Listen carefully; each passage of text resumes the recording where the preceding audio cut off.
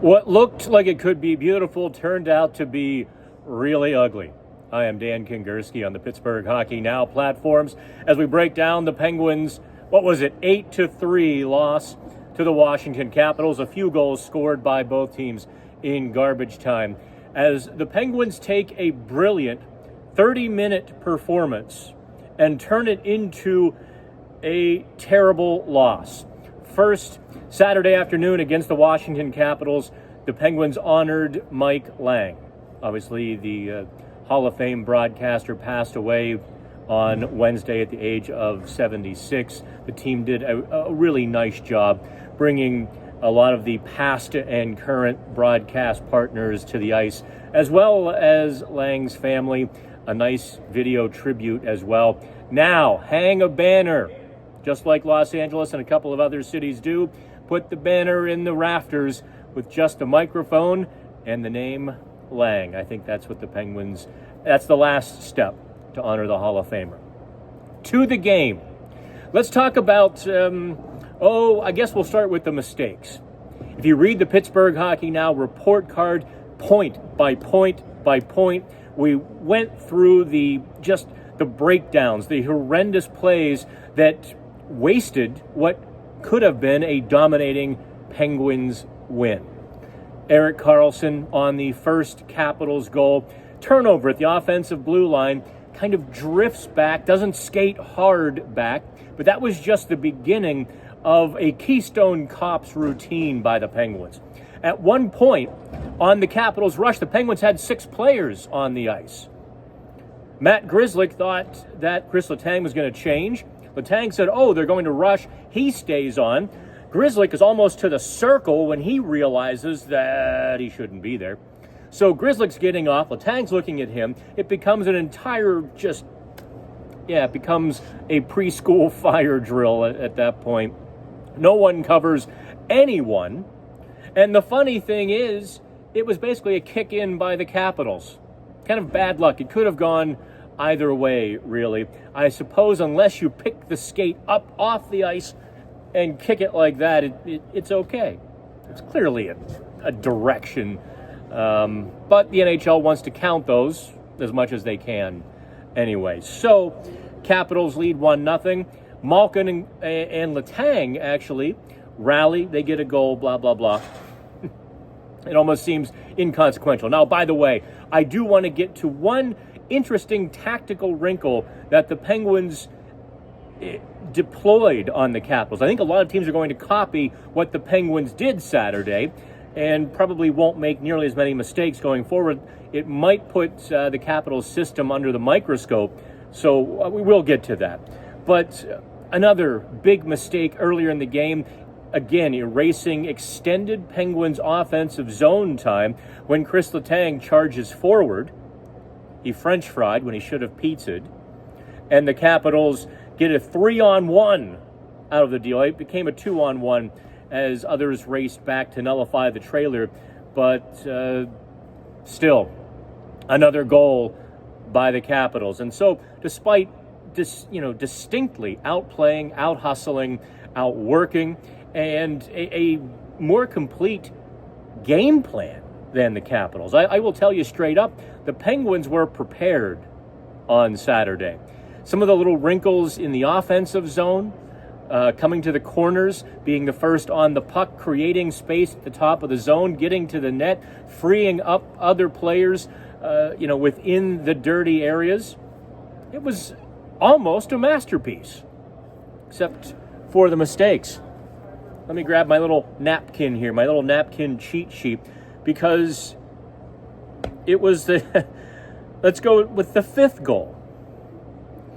The Penguins actually used a shadow on Alex Ovechkin quite a few times tonight.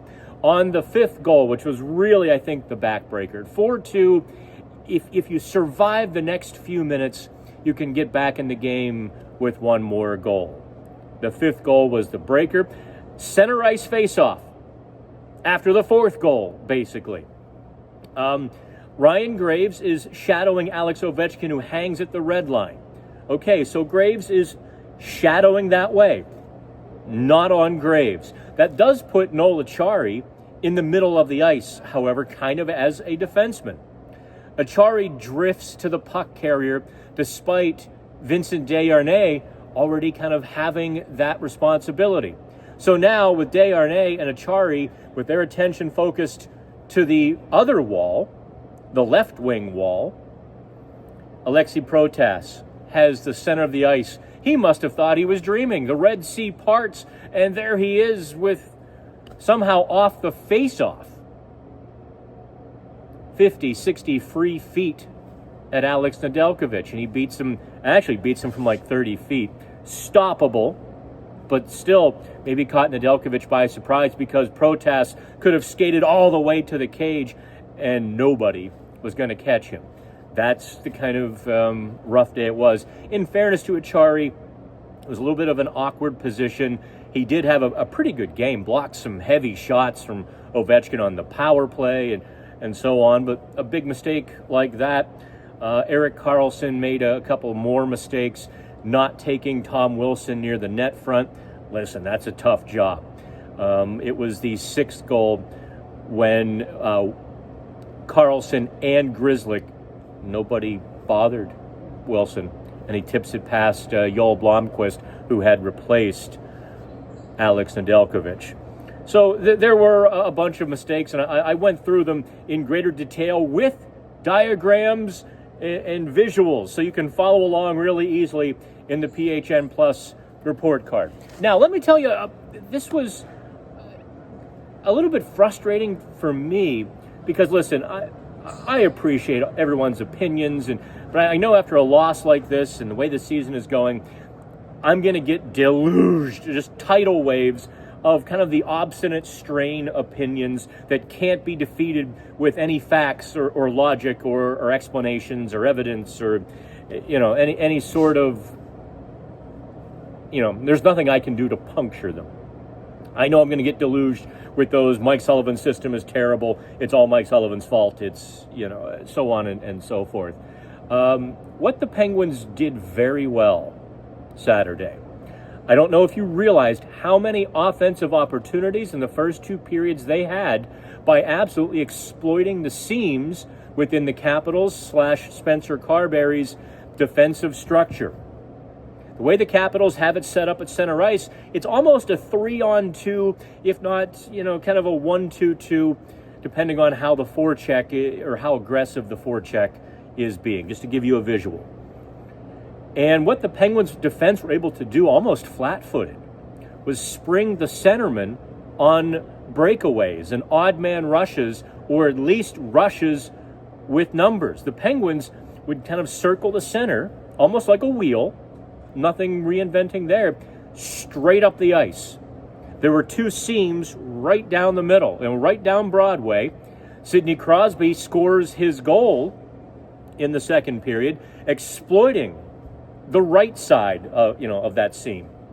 He's basically 1-on-2, but because he has speed through the middle of the ice, neither defenseman could get there. Bit of a soft goal. Logan Thompson was brilliant in the first couple of periods when he had to be. I kind of felt like maybe the Penguins got goalied a little bit, but when you make so many mistakes, you can't say you were goalied. Having said that, if Thompson wasn't as good as he was, and he was really good, the Penguins could have led after the first period 3-4-1 easily. So Crosby scores that goal. Kevin Hayes had numerous chances, the same play, kind of coming deep and then straight up the ice on the left side of that split. Right past the defenseman for one breakaway, couple odd man rushes. I think the Penguins probably showed other teams exactly how to do it, how to beat the Capitals. Those are those little tweaks and stuff, the game within the game, that carry over. The Capitals might start losing some games. Everyone's like, wow, how are they giving up all these offensive chances? It almost reminded me, and I don't know, Carberry could easily adjust. Maybe it was just a mistake on the Capitals' part Saturday.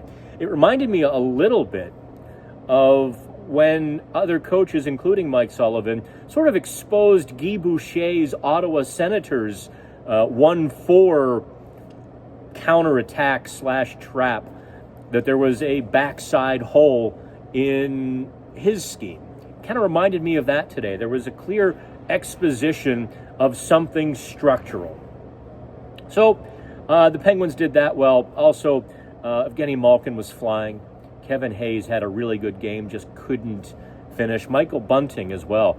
I don't know how many whacks and hacks and good opportunities Michael Bunting had within 10 feet of the net.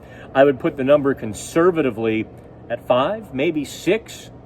Just couldn't get it to go. Logan Thompson, as I said, was brilliant. But when the Penguins lose, of course, everyone's dumb. The reality is very simply this: the Penguins have some Achilles heels. The Penguins defensemen, still in their mid and late 30s, lose defensive responsibility trying and chasing offense. It's inexplicable, but that's just where we are. That's where they are in their careers. And when you're filling the net, those mistakes are not so bad. When you're not filling the net, those mistakes look gargantuan, and those mistakes hang around you like basically a Colombian necktie, quite frankly. So that is it. We'll do it all again on Sunday. The Penguins got the New York Rangers. Lose in regulation to the Rangers, and you're going to have a real tough time arguing that the Penguins have any chance, albeit remotely, any chance of making the playoffs. So the Penguins are starting to get into that must-win territory. Detroit picked up a point, so now they're 7 back of Detroit. It's, we both know the real score, but we're going to follow along as it is contextually and in the immediate. We're going to kind of do both. What else you want me to do? I can't say, that's it. That's for the season. I'll see you next October. We're gonna follow this all the way through. So from PPG Paints Arena, I am the sweater-clad, black glass-wearing Dan Kingerski on Pittsburgh Hockey Now. Thanks.